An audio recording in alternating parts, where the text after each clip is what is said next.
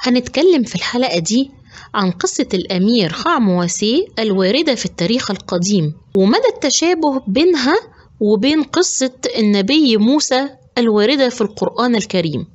وطبقا المرجع ده عرف عن الأمير أو تحدث أو تكلم عن الأمير خاموسي، وقال إن هو عرف عنه إن هو من وجد كتاب التعاويذ السحرية القوية.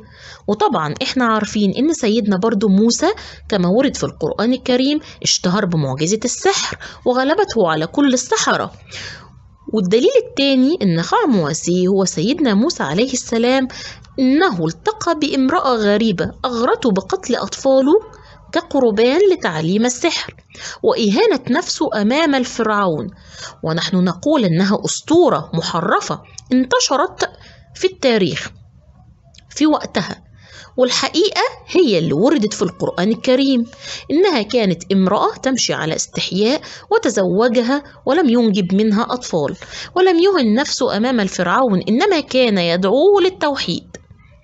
وكمان ورد في نفس المرجع بأنه ذهب إلى الفرعون وابنه لإنقاذه من ساحر كان يريد بالفرعون الشر، والحقيقة كذلك وردت في القرآن الكريم أنه كان هو وأخيه النبي هارون يستعرض قدراته السحرية بالعصا التي تحولت لثعبان، وكذلك يده التي تحولت للأبيض أو يده بيضاء.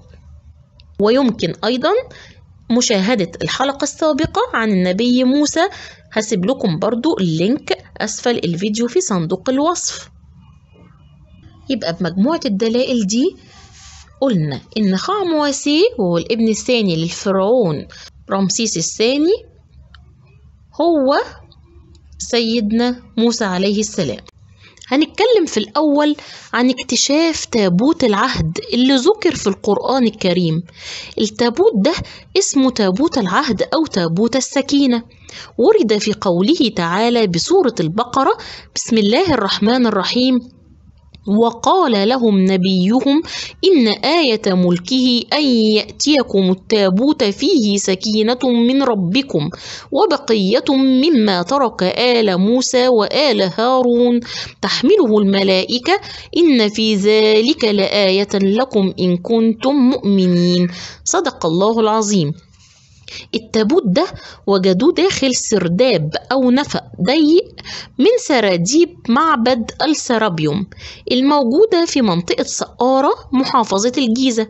جسم التابوت يصل إلى 70 طن وغطاؤه يصل إلى 30 طن، أي أن كل التابوت وزنه يقارب 100 طن، وهذا يعني أنه يحتاج إلى أكثر من 500 رجل لتحريكه، والذي لا يسعه هذا السرداب الضيق.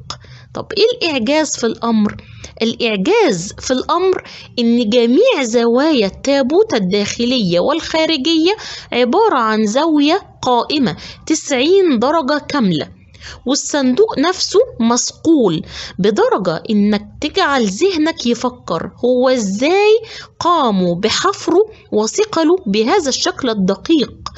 هو كان في ماكينات وتقنيات متقدمة للدرجة اللي تخلي يقدروا إن هم يحفروه ويثقلوه بهذا الشكل، إن ما ينفعش يبقى مسقول بالطريقة دي إلا من خلال الماس الذي لا يمكن أن يكتشف في ذلك العصر.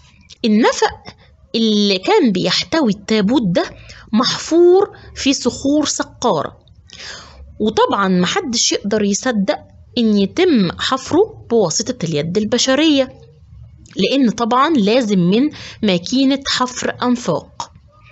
طب على الأساس ده إيه؟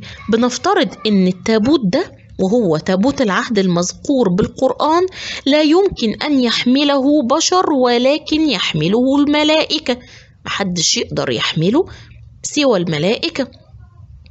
طيب إيه نفس الرابط ما بين تابوت العهد وسيدنا موسى عليه السلام.